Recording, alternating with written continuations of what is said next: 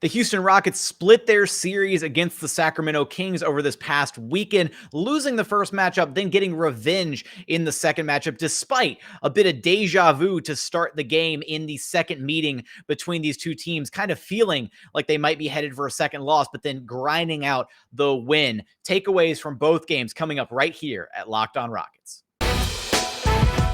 It's the Locked On Podcast Network, your team every day. This is Mission Control, Houston. Ignition sequence start. With the second pick in the 2021 NBA Draft, the Houston Rockets select Jalen Green. T-minus 15 seconds. Guidance is internal. I'm going to keep working. I'm going to keep getting better every day. I'm going to keep perfecting my craft. And every time I step on that floor, I'm coming. 6, 5, 4, 3, 2, 1.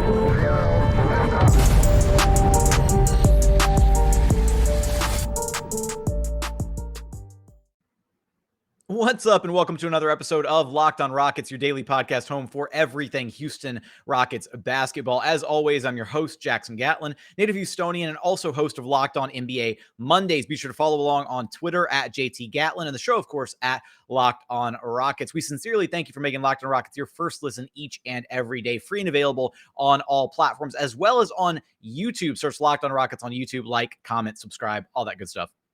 So, Rockets splitting their series against the Sacramento Kings, losing the first matchup 126-114, and then kind of going through some deja vu in the second matchup, ultimately grinding out the win 118-112. But things felt eerily similar to start that second game Sunday, not a Sunday matinee, but, kind of an early Sunday tip-off, right? 5 p.m. local time, Houston time. It was, kind of weird. But, right, Rockets come out, have a huge start to both of these games and then basically let go of the rope in the second quarter, let the Kings get back into it. Difference was they were able to fight back and actually come away with the win in the second meetup. But I've got takeaways from both these games. One specifically to do with Christian Wood and his foul trouble in the first game and how Silas handled that. I want to talk about KPJ being dialed in clutch moments, the return of Garry Bird, Jalen Green and his touches in the fourth quarter of games, and then Alperen Sengun and how he's looked in his 2 games back from injury. But this second game, they were able to come away with the win, and it was kind of a flurry to end the game with Kevin Porter Jr. hitting a clutch 3 down the stretch, then subsequently turnover, missing a shot. Jalen Green soars in and makes what I think is the game-winning play, gets a rebound, resets it. Eric Gordon hits what would become basically the game-winning layup for the Rockets. Here's Silas's reaction after this game. Garrison got the free throws and got fouled on the 3, made a 3. Eric, obviously, and then Scoot made a big 3 off the step up when they went under. So, really good team win. One of the plays of the game to me was Jalen Green's offensive rebound towards the end when we've been talking a lot about his ability to kind of use his athleticism to change games and to get more opportunities. And that was a huge, huge rebound that he got, but definitely a complete team win. I mean, you go down the list of Eric, JT, Seawood, Scoot, Jalen, KJ, Alpy when he was in Garrison. I mean, just a solid team win and a really good trip. I mean, 2 out of 3 on this trip is progress.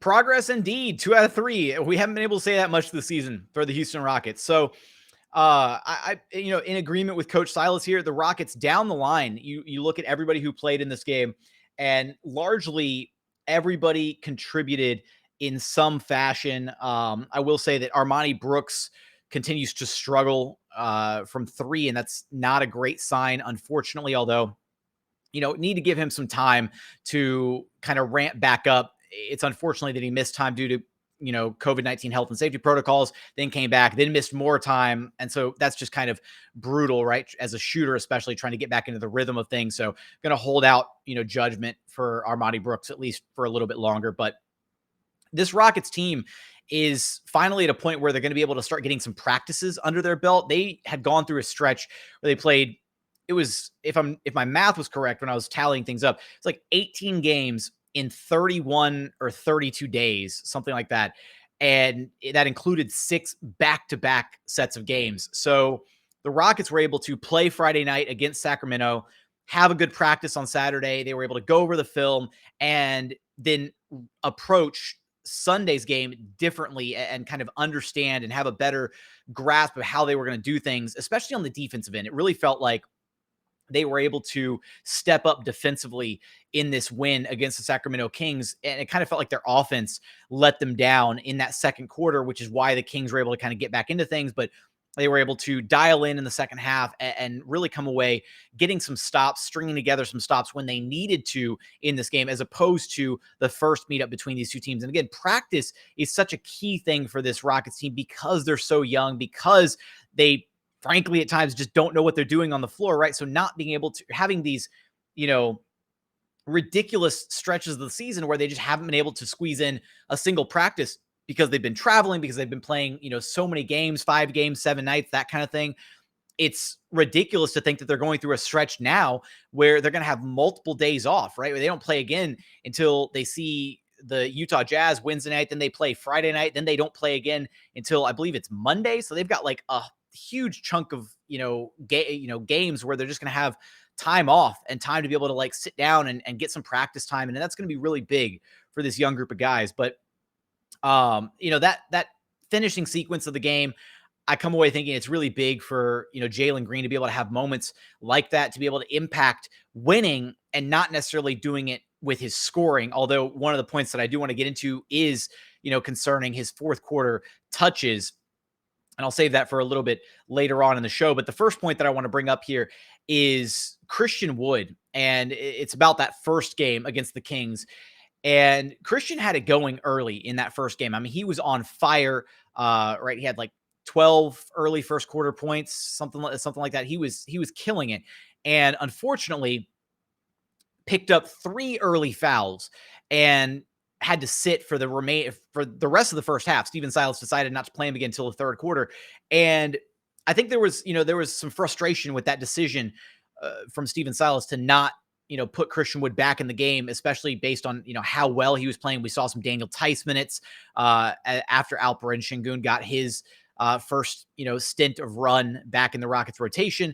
And ultimately, I don't understand the frustration here because look, I'm not a proponent either of, okay, like a player, they get their 2 fouls or they get, their 3 fouls in the second quarter, 4 fouls in the third, and you got to sit them immediately. No, right? I'm usually a fan of the idea of, okay, let the guy play with the fouls, right? He's going to have to be a little less aggressive defensively, but if he's aware that he's got the fouls, right, and he's a big part of what you're trying to do on the floor, especially on the offensive end, let him stay out there, let him keep playing.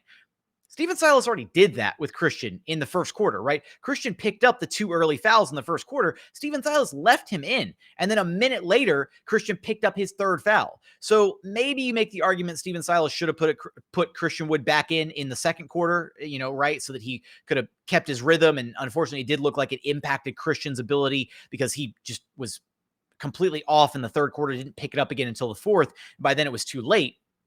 But ultimately, I'm not upset with how Steven Silas handled the foul situation on Christian Wood in that first meeting, right? Because he did trust Christian Wood to not pick up the 3rd foul, and then he did pick up the 3rd foul. So what are you going to do? Send him back out there with 3 fouls in the second quarter and risk picking up his 4th foul? No, I think it's a completely different dynamic when you're in the game and say you pick up your 3rd foul in the second quarter, and you're like, okay, you just picked up your 3rd foul. Be conscious. You can't pick up your 4th before halftime. But in this case, he had the 3 early in the first quarter.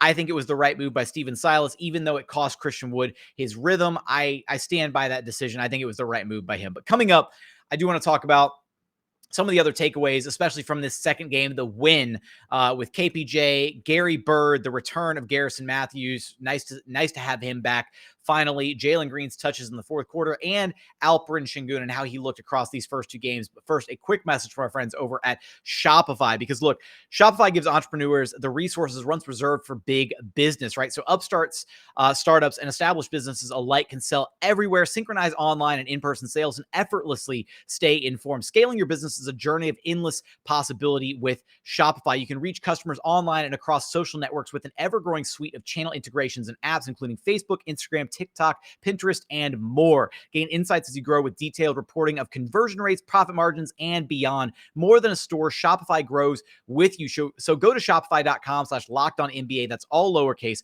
for a free 14-day trial and get full access to Shopify's entire suite of amazing features. Grow your business with Shopify today. Go to shopify.com/lockedonnba right now. Go to shopify.com/lockedonnba.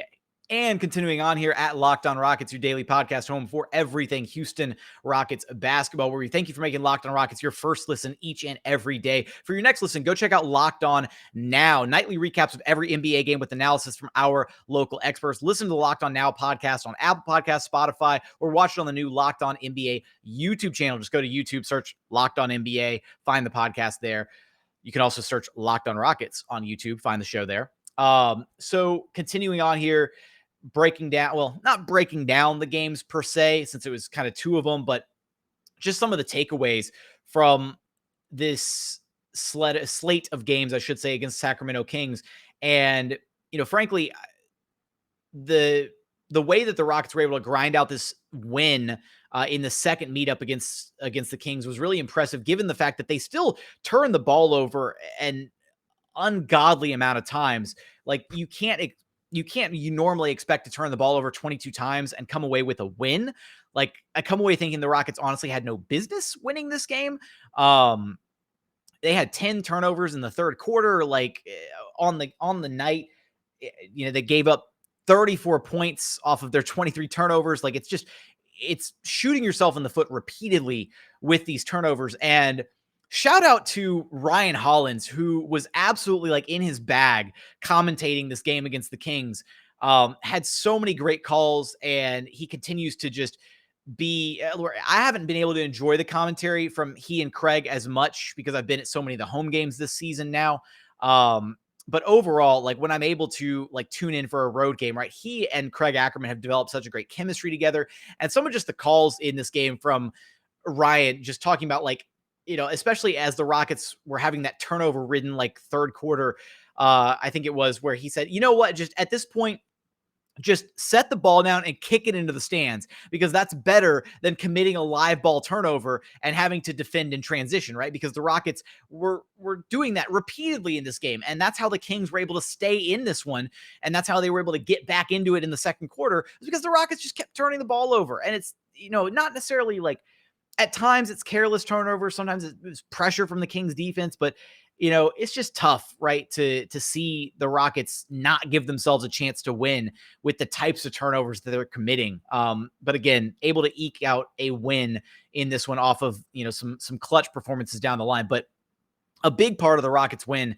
in this one was Garrison Matthews, who is finally good to have Garry Bird, Gary Legend himself, back in this game. He finished the night with 17 points on 4 of 6 shooting, all of his shots coming from beyond the 3-point line. Was also 5 of 5 at the charity stripe, and had that one really kind of scary moment where he got fouled by De'Aaron Fox. It was ultimately ruled a flagrant 2. But Garry Bird, I mean, he hit the deck and he went down hard. Like, we've seen Garrison Matthews get absolutely like thrown about on the basketball floor. I mean, he hits the deck like multiple times every single night, but this time, like, he went down and was like in pain. I mean, I was worried for him when I saw him go down. He was writhing in pain on the floor for a minute, and I was really worried that he was like injured, but he got up and subsequently, hit the flagrant foul free throws. And then moments later, he comes up and drills a 3 off of a dribble handoff set. And Ryan Hollins, again, great calls that night, goes, he's got one arm, one hip, a bad back, and still hits that shot. So it was great to see the return of Garrison Matthews. He, I think coming into this second matchup against the Kings was like 1 of 13 or something, coming into this game from the floor shooting wise, just really struggling to, piece together a solid performance. And so to come into this one and to, lay his body on the line, both obviously with the flagrant foul, but he had a couple solid drives in this game, had one where he had a dish to KJ Martin where KJ was able to finish inside. So just a solid overall game from Garrison Matthews in this one. It was nice to have him back. On the flip side, I want to talk about Kevin Porter Jr. and how he continues to kind of rise to these clutch moments. KPJ had it going early in this game, hit multiple threes from the jump in this one. And overall, it felt like KPJ was really dialed in early in this game. And there's something about Kevin Porter Jr. when he's got like the focus and the attention to detail early in a game, like you kind of feel it, and you feel his presence more so in a game when he's got it going early. Finished this one 23 points on 6 of 12 shooting, was 5 of 9 from the 3-point line, 6 of 6 at the charity stripe. And then he had 7 assists, 4 rebounds, 2 steals, did have 6 turnovers, including that 1 turnover late in the game, unfortunately, that led to some free throws for the Kings. So, overall, though, it's been really nice to see KPJ in these clutch moments. And it does feel like he's got that like X factor, right? Like he's built for these clutch moments. Now, I will say, and this kind of feeds into the point that I'm about to dive into with Jalen Green and his fourth quarter touches, it does kind of feel like KPJ is, while he's ready and willing to take on these clutch moments, it feels like we need to see maybe less aggression from him and him getting Jalen Green a little bit more involved, especially late in these games, because we've seen a lot of these games where Jalen Green just doesn't get touches in the fourth quarter. So I do, pardon me. I do want to focus in on that with Jalen Green and his, pardon me, and his lack of touches in the fourth quarter. But I want to stick with things here for KPJ for just a moment, because it is an encouraging sign, right? To see KPJ, have the game winner against the Washington Wizards, right? Have the clutch threes, I should say, late against the San Antonio Spurs and coming away with the win there. Then to hit the clutch 3 with, minute and a half left in this game against the Kings, to be able to rise to the occasion and have those moments where he's fearless. And to me, I will say, I noticed this kind of during the game. It really does feel like at times, like you can really tell when KPJ's shot is going to go in, like something about it, the way that he pulls some of those threes.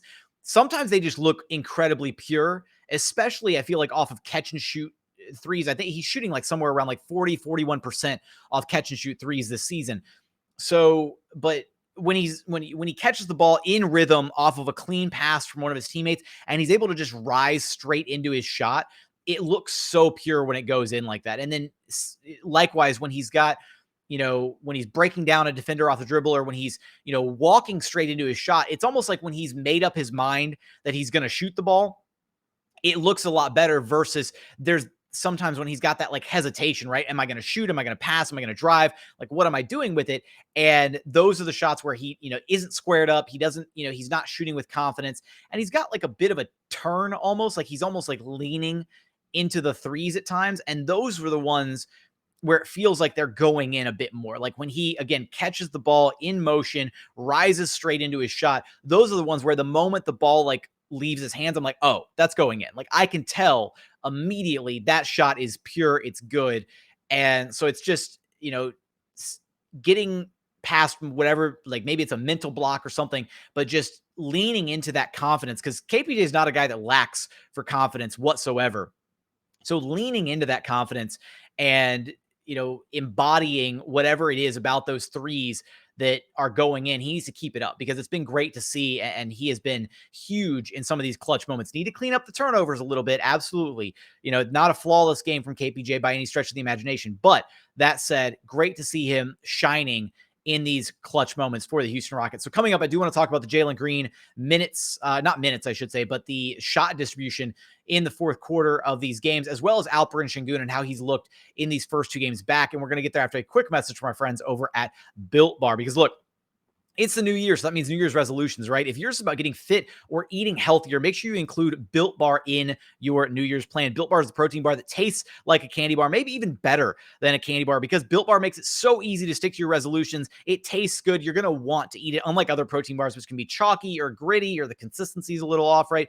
The flavors, they've got so many to choose from when it comes to Built Bar. Strawberry, cookies and cream, mint brownie, peanut butter, my personal favorite, coconut brownie chunk. You can't go wrong with a single flavor on their menu. You can check them out. Just go to built.com and use promo code LOCK15 to get 15% off of anything on their site.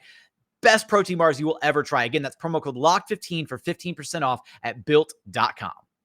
And another message from our friends over at betonline.ag, because BetOnline would like to wish you a happy new betting year as we continue our march to the playoffs and beyond.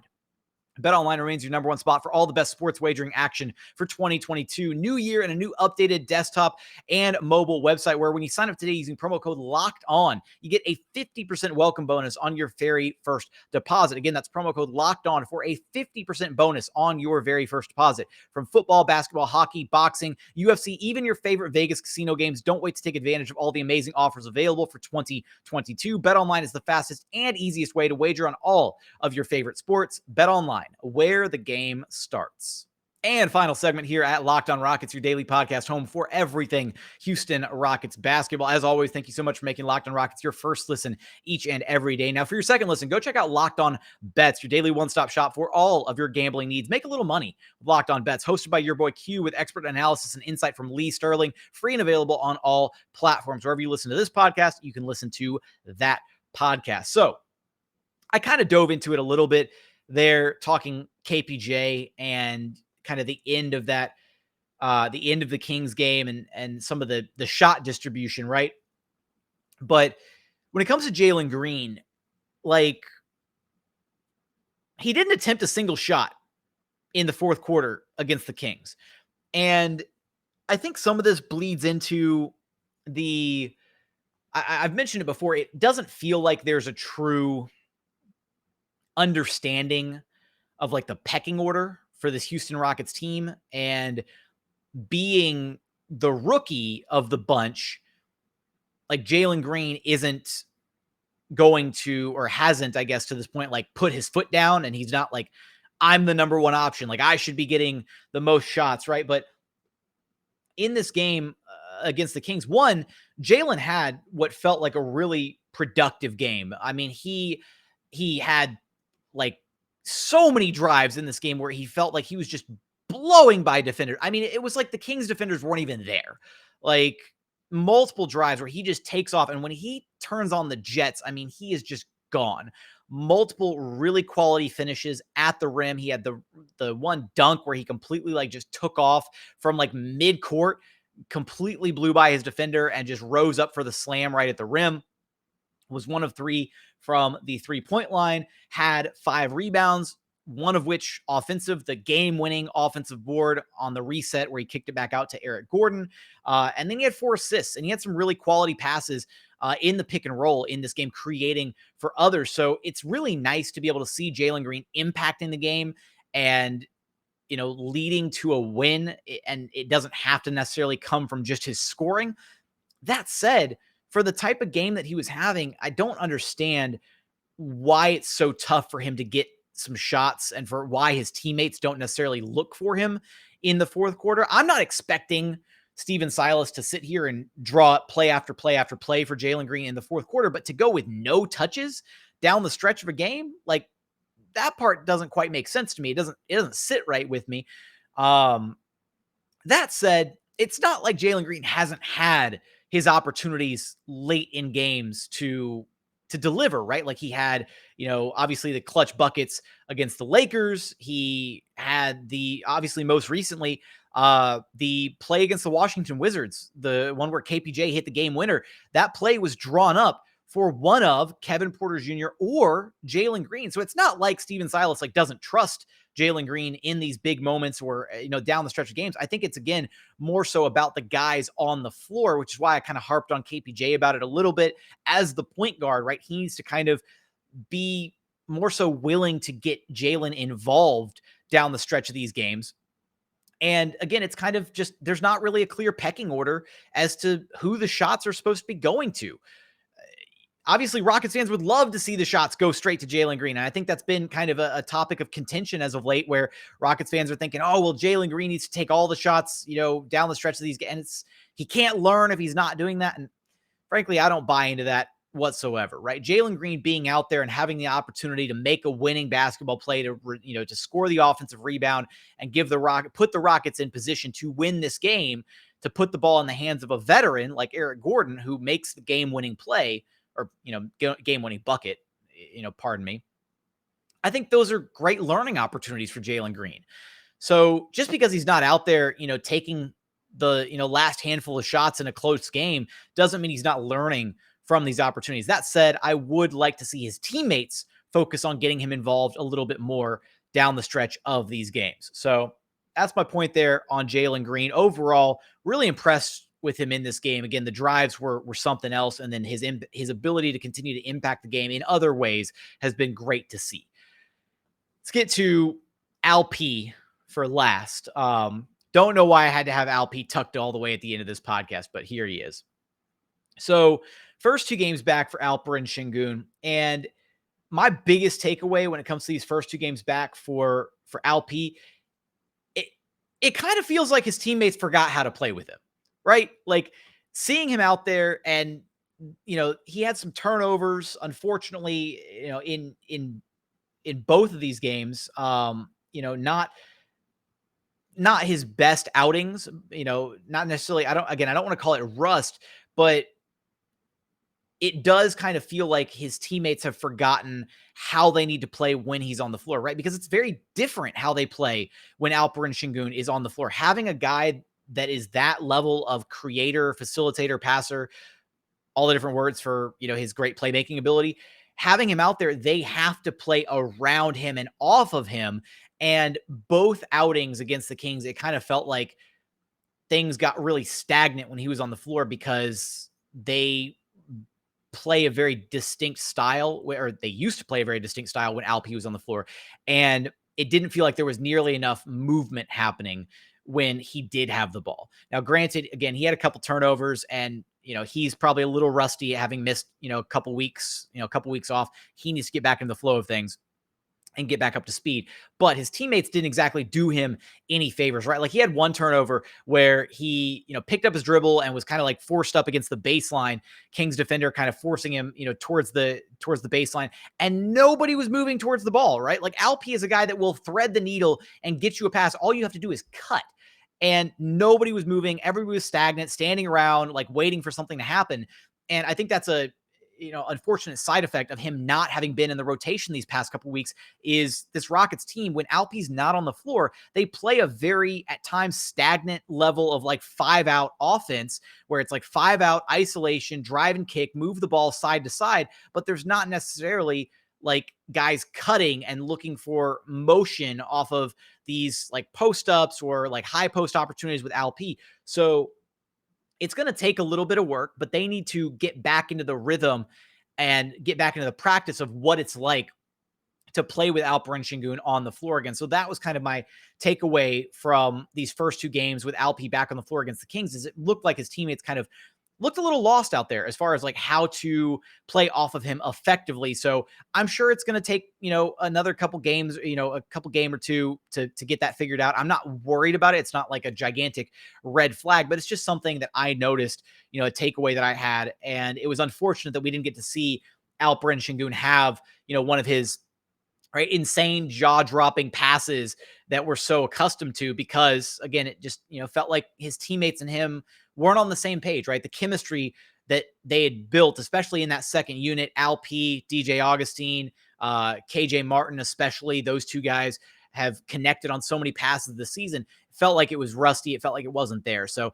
they'll build it back up again, very quickly, I'm sure, but just something to keep an eye on moving forward. So with that, that's going to do it for today's episode. Look forward to our next episode where we break down some of the trade possibilities surrounding Eric Gordon, Christian Wood, and, a potential, far out wild trade proposal. So be on the lookout for that one. As always, appreciate you checking out the show. If you haven't done so yet, please consider subscribing wherever you listen to your podcast, Apple, Spotify, Google, the brand new Odyssey app, free and available on all platforms. Also, check out the new Locked On Rockets YouTube channel. Go to YouTube, search Locked On Rockets, like, comment, subscribe, all that good stuff. As always, thank you so much for watching. Thank you so much for listening. And we look forward to having you back right here at Locked On Rockets, your daily podcast home for everything Houston Rockets basketball.